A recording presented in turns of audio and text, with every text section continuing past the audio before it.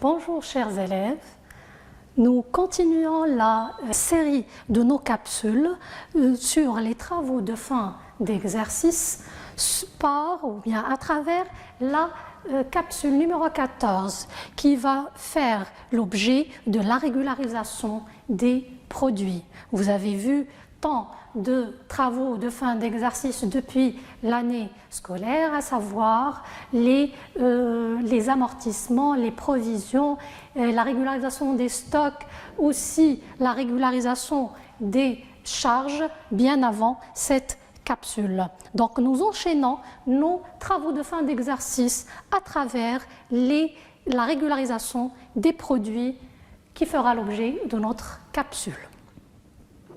Alors en guise d'introduction, nous avons à préciser ou à mettre l'accent sur deux principes comptables sur lesquels se focalise ce type de travaux de fin d'exercice ou bien ce type de régularisation des produits précisément.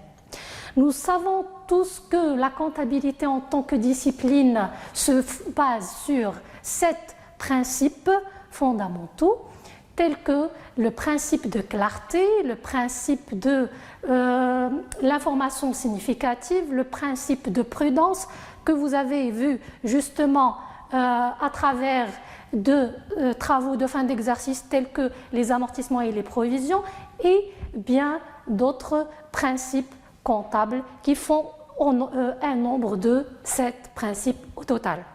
Donc aujourd'hui, au niveau de la capsule ou bien du travail de fin d'exercice qui porte sur la régularisation des produits, nous allons mettre l'accent sur 2 principes comptables, à savoir la spécialisation des exercices dans un premier temps. Ce principe qui consiste dans un premier lieu à faire la distinction ou bien il consiste à distinguer les charges et faire en sorte que l'exercice comptable en cours ne peut supporter que les charges propres à lui, la chose que vous avez déjà vue au niveau de la régulation des charges, et même chose se passe ou bien s'applique au niveau des produits. Alors, lorsqu'on parle de la spécialisation des exercices, nous parlons la spécialisation des exercices juste par rapport aux produits.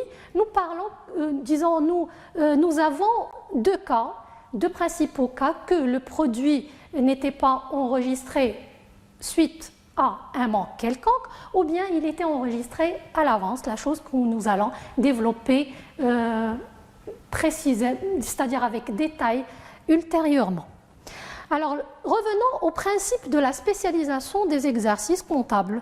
Un exercice ne reçoit que ce qui lui revient, c'est-à-dire les produits qui lui reviennent. Là, on parle en général comme charges et produits.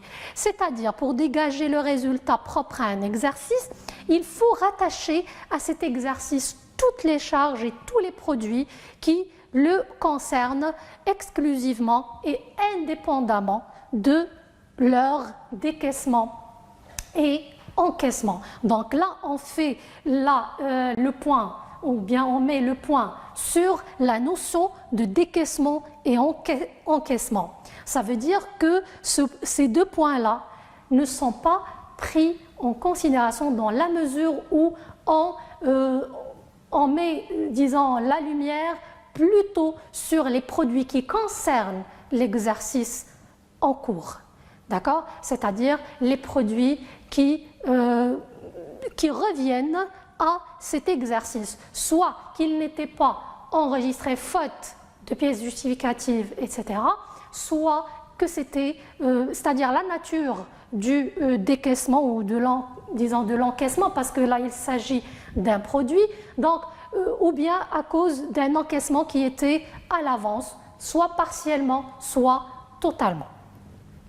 Donc on passe au deuxième principe à la suite de ce principe de la spécialisation des exercices qu'on vient de développer.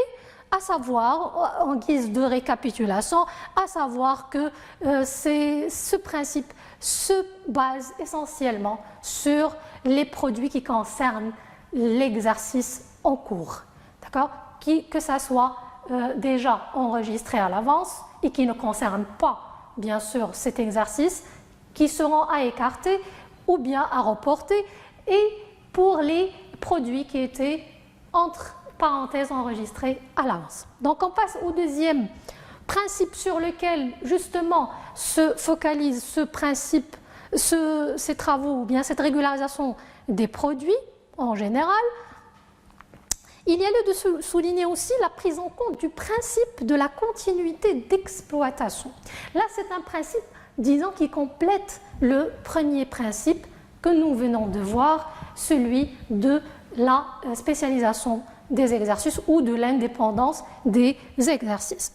Aussi, la prise en compte du principe de la continuité d'exploitation qui repose sur le principe que l'entreprise est en activité, c'est-à-dire elle n'a ni l'obligation ni l'intention de se mettre en liquidation, c'est-à-dire d'arrêter son activité ou bien de réduire sensiblement ses activités à court terme. C'est-à-dire, elle repose sur le principe là on parle toujours de l'entreprise, elle se repose sur le principe qu'elle continue son activité sans avoir l'intention d'arrêter ni l'obligation d'arrêter, c'est-à-dire là on considère en quelque sorte que l'exercice est considéré normal sans intention d'arrêt ou de réduction de l'activité. Donc en gros, les deux principes, là on a fait appel aux deux principes sur lesquels justement se base la régularisation des charges et des produits à la fois. Et là, nous avons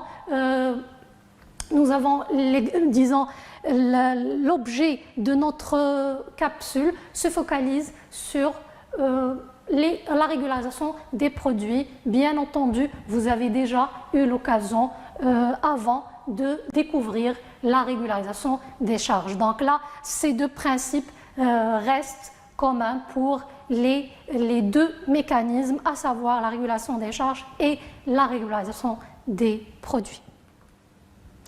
Alors, en effet, la régularisation, bien la régulation en fin d'exercice concerne donc l'ajustement dans le temps des produits de façon à ce que les produits enregistrés durant un exercice ne concernent que cet exercice.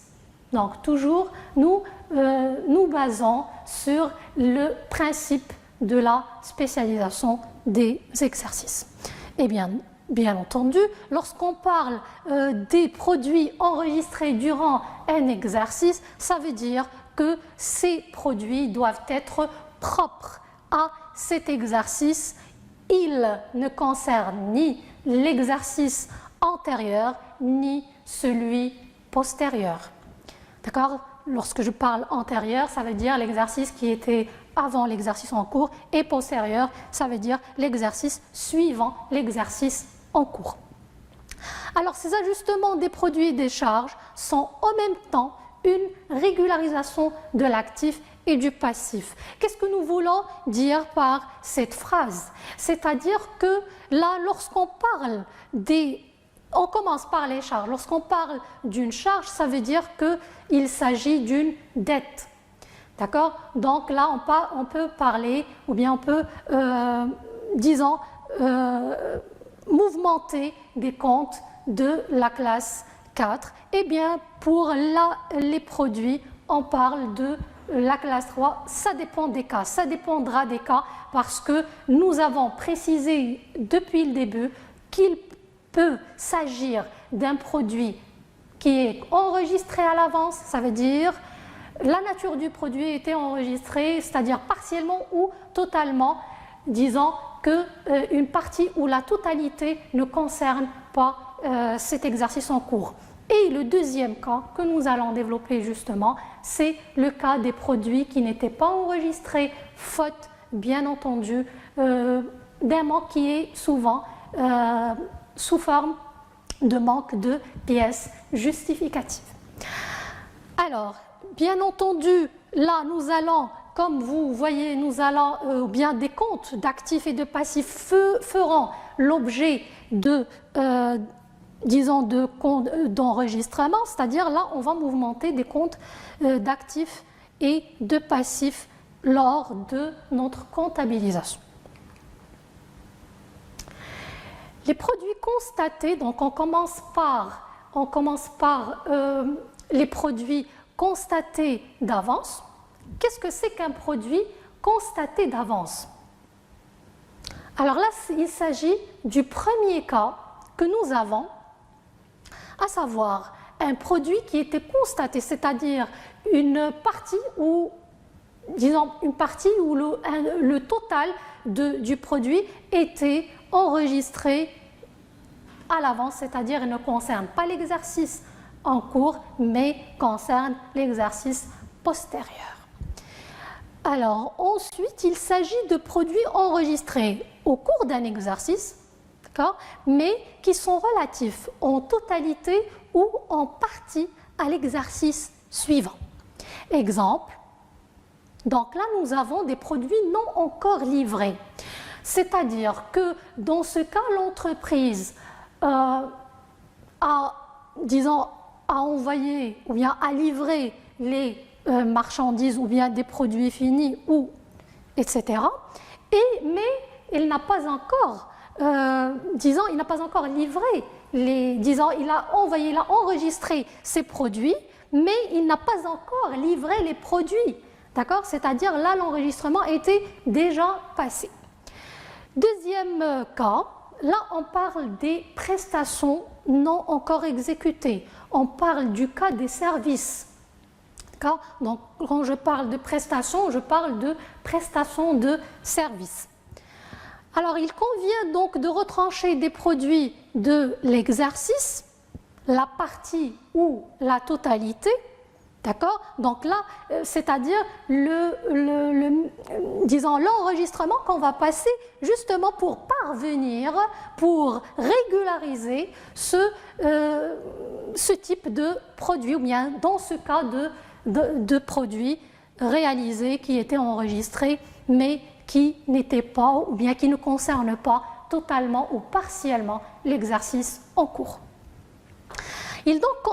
Je reprends, donc il convient donc de retrancher les produits de l'exercice, c'est-à-dire ces produits ne doivent pas figurer parmi les produits de l'exercice, dans le sens où ce produit ne concerne pas, disons en totalité ou en partie, donc là il s'agit d'un produit constaté d'avance, ça veut dire là les produits n'étaient pas utilisés, n'étaient pas exploités, donc dans ce cas il faut retrancher ces produits, la partie ou la totalité qui concerne l'exercice postérieur, de telle manière que toujours on revient au principe de départ, pour respecter le principe de départ de la comptabilité, à savoir la spécialisation de l'exercice ou bien des exercices, dans la mesure où on ne doit rattacher à la comptabilité ou bien aux produits de l'exercice que les produits qui concernent l'exercice en question ou bien l'exercice en cours. Donc ceci dit pour les produits constatés d'avance. Alors une petite, ça c'est ce qui concerne la notion. Donc on passe à la comptabilisation. Pour la comptabilisation, donc nous avons deux mouvements ou bien deux comptes qui sont à opérer, ou bien deux mouvements, c'est-à-dire un compte qu'on va voir à débiter et un compte à créditer, toujours en respectant la partie double. Et pour le premier cas, donc nous avons à annuler le produit comptabilisé. Nous avons déjà parlé du point, ou bien du point comme quoi on doit retrancher le produit comptabilisé, c'est-à-dire on doit annuler le produit comptabilisé. Et dans ce sens-là, nous faisant ou bien nous mettons de la lumière sur le principe du fonctionnement des comptes, lorsque je parle du fonctionnement des comptes pour réduire ou bien pour annuler un produit qui fait partie de la classe 7, donc nous savons très bien que la classe 7, les comptes de la classe 7 augmentent au crédit, diminuent au débit. Et bien entendu, puisqu'il s'agit d'une annulation, c'est-à-dire une réduction, nous allons bien entendu débiter le compte de produit justement qui fait partie de la classe 7. De l'autre côté, toujours en respectant la partie double, alors nous allons créditer quoi? Un compte de dette.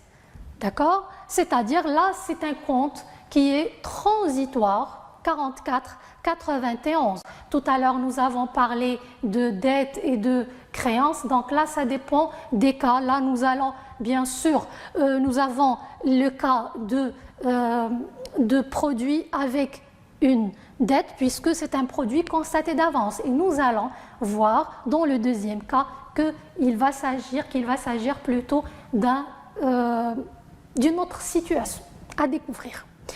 Donc, là, pour les produits constatés d'avance, comme vous voyez, vous avez toujours à annuler du produit comptabilisé. Et là,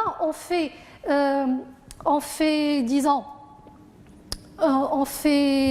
rappelle comme quoi, toujours, c'est la partie qui concerne l'exercice suivant ou antérieur, d'accord? Mais si déjà constaté d'avance, ça concerne généralement l'exercice suivant. Donc la partie qui ne concerne pas l'exercice en cours, elle est bien entendu à annuler. Donc, de l'autre côté, le compte accrédité lors d'une régularisation pour un produit constaté d'avance, c'est bien entendu le compte 44,91, produit constaté d'avance. Alors on passe au deuxième type de produit à régulariser. Nous avons les produits à recevoir. Pour ce type de produit à recevoir, ça veut dire la situation inverse, c'est-à-dire c'est un produit qui n'était pas enregistré, mais qui concerne l'exercice. D'accord? Alors la notion, il s'agit de produits qui ne sont enregistrés qu'au cours de l'exercice suivant. Bien sûr, si ce n'était pas enregistré durant l'exercice en cours, ça va l'être au niveau de l'exercice suivant par manque de pièces justificatives. On sait bien sûr que pour passer un enregistrement, nous pouvons le faire qu'à travers, disons, l'existence d'une pièce justificative, facture, relevé bancaire et ainsi de suite. Mais qui sont relatifs, toujours, il y a le principe de la totalité ou partie, ça dépend du cas, d'accord? C'est-à-dire, là, on va voir, disons,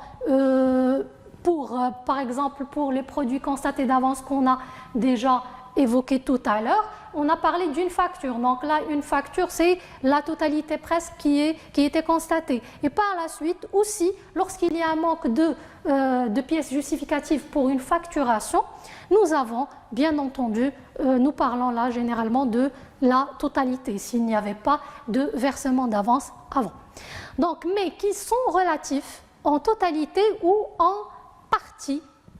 Il peut y avoir aussi des cas où il y a une partie, c'est-à-dire une partie au niveau du produit qui concerne, une partie du produit qui concerne l'exercice en cours, alors qu'il y a une partie qui ne concerne pas l'exercice en cours, d'accord? Et qui n'était pas enregistré, mais il doit être enregistré pour se rattacher à l'exercice en cours. Le point qui l'a attardé à l'être, c'est justement le manque de pièces justificatives. Encore, autrement dit, pour ce cas de produit à recevoir, nous avons l'événement générateur du produit concerne l'exercice N. D'accord? Mais ce produit ne sera enregistré qu'au cours de l'exercice N plus 1. D'accord? Donc là, c'est en récapitulant le sens du produit ou bien de la régularisation des produits à recevoir. Alors, une petite schématisation de la comptabilisation. Nous avons produit à recevoir. Alors là, vous avez constatation de la créance sur l'exercice. Tout à l'heure, au niveau des produits constatés d'avance, nous avons vu qu'il s'agit d'une dette. Alors là, vous avez là à débiter l'un des comptes de l'actif circulant classe 3. Alors les 3 R, là nous avons une petite liste indicative des comptes qui peuvent concerner le cas, ça dépendra de la situation, d'accord? C'est-à-dire le choix du compte approprié se passe en fonction de la situation de l'enregistrement en question ou bien du produit à recevoir en question. À créditer, alors là, un compte des produits concernés. Donc là, vous avez un état ou bien une liste indicative des comptes qui peuvent être mouvementés selon les situations, à savoir les rabais, remises, ristournes à obtenir, etc., clients facture à établir, créances rattachées aux autres débiteurs, intérêts courus non échus à percevoir. D'ailleurs, à travers justement l'exemple, nous allons découvrir des cas entre les produits constatés d'avance et les produits à recevoir. Donc on découvre pour l'entreprise Sharqi vous communique les données suivantes et vous demande d'arrêter son exercice comptable au 31/12/2020. Donc le premier cas, nous allons voir 6 cas. Le premier cas des marchandises facturées pour 24 000 dirhams. Le 25/12/2020 aux clients Omari ne sont pas encore livrés. Donc là à découvrir, il s'agit de quoi? Il s'agit là de produits constatés d'avance ou bien de produits à recevoir. Donc facturés, mais les marchandises ne sont pas encore livrées. Et là, on découvre qu'ils étaient déjà facturés, c'est-à-dire c'est un produit constaté d'avance. Là, on passe aux autres exemples et à travers le corrigé, nous allons découvrir chaque cas à part ou bien nous allons développer pour chaque cas à part. Des produits finis d'un montant 27 500 ont été enregistrés. Donc là, vous voyez qu'avec le premier cas, c'est commun pour l'enregistrement, mais les produits finis n'étaient pas encore livrés. Troisième cas, un loyer semestriel d'un local loué à un tiers, encaissé et comptabilisé le indice 2020. Donc là, c'est un loyer semestriel qui concerne 6 mois, alors qu'il était payé le indice 2020, couvrant la période du indice jusqu'au 31/3/2021. Donc là, une partie de l'exercice suivant. Passons au quatrième cas. Des marchandises de 15 000 dirhams hors taxe TVA au taux de 20% sont envoyées en date de 25/12/2020 au client Hamza. La facture n'est pas encore établie par le service commercial. Ça veut dire, là, nous avons les enregistrements qui manquent. C'est le cas inverse du premier cas. Deuxième, l'entreprise obtient habituellement de son fournisseur une ristourne de fin d'année, mais l'avoir n'était pas encore reçue. Alors, des intérêts d'un prêt couvrant la période du 1/11, là, nous avons le cas des intérêts sont de 6 200 dirhams. L'encaissement est prévu pour le 15/1/2021. Alors, passons au premier cas. Des marchandises facturées pour 24 000 dirhams le 25/12/2020 aux clients Omari ne sont pas encore livrés. Donc là, il s'agit d'un produit constaté d'avance, produit enregistré sur marchandises qui n'étaient pas encore livrées. Et là, pour l'écriture de régularisation, donc nous avons déjà vu comme quoi, dans ce cas de produits constatés d'avance, on débite un compte de produit et on crédite le compte connu produit constaté d'avance par le montant de la facture.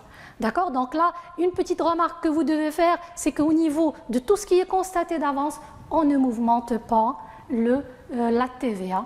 Et ce n'est qu'à travers pour les produits à recevoir que nous allons voir le compte de TVA en cours ou bien à enregistrer.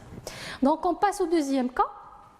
Des produits finis d'un montant de 27 500 ont été enregistrés au client TASI au cours du mois de décembre 2020. Cependant, les produits finis n'étaient pas encore livrés. Donc là, c'est le même cas aussi, sauf que le premier cas était pour les produits, disons, des marchandises, et ce deuxième cas concerne les produits finis.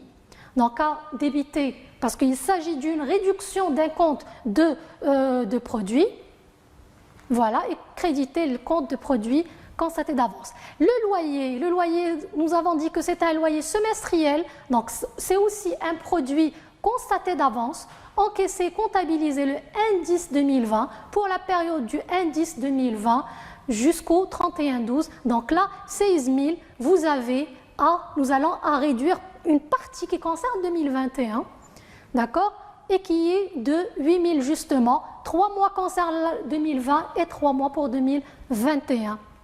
Voilà, donc on passe à la deuxième tranche, disons, qui porte sur les produits à recevoir. Des marchandises de 15 000 dirhams hors taxe TVA au taux de 20% sont enregistrées en date du 25/12/2020 au client Hamza. La facture correspondante n'est pas encore établie par le service commercial. Donc il s'agit d'un produit à recevoir, facture non encore établie, client facture à établir, fonds de marchandises, état, compte, créditeur. Donc là, vous avez bien sûr le calcul de la TVA. D'accord? Deuxième cas, l'entreprise obtient habituellement de son fournisseur une ristourne. Là, on parle d'une ristourne qui est déjà disons, qui porte sur une vente. Disons, pour ce cas, il s'agit d'un achat plutôt. Donc, pour le rabais, ça va être pour l'entreprise une réduction de charge dans le cas où c'est un produit. Donc, vous voyez, à débiter le compte rabais remise ristourne de créance et ensuite réduire le compte de rabais remise ristourne obtenu sur achat de marchandises. Avoir non encore reçu. Dernier cas, des intérêts d'un prêt couvrant la période du 1/11/2020 au 31/12/2020 sont de 6 200 dirhams hors taxe. Donc toujours ici pour les produits à recevoir, nous avons l'hors taxe, disons, puisque le compte de TVA doit être mouvementé. Alors là, ce sont des intérêts à recevoir, d'accord? Et par la suite, là, il s'agit, c'est un produit, et par la suite, nous devons le passer, même faute d'encaissement, d'accord? Parce que l'encaissement portera sur l'exercice suivant. Voilà, donc vous avez les intérêts et on y rattache les intérêts de 10% parce que les intérêts et les ajouts sont taxables sur 10%. Sur ce se termine notre capsule. En vous donnant rendez-vous pour récapituler l'ensemble des travaux de fin d'exercice que vous avez déjà accumulés depuis le début de la partie, à savoir clôturée par un cas de synthèse. Je vous remercie pour votre attention.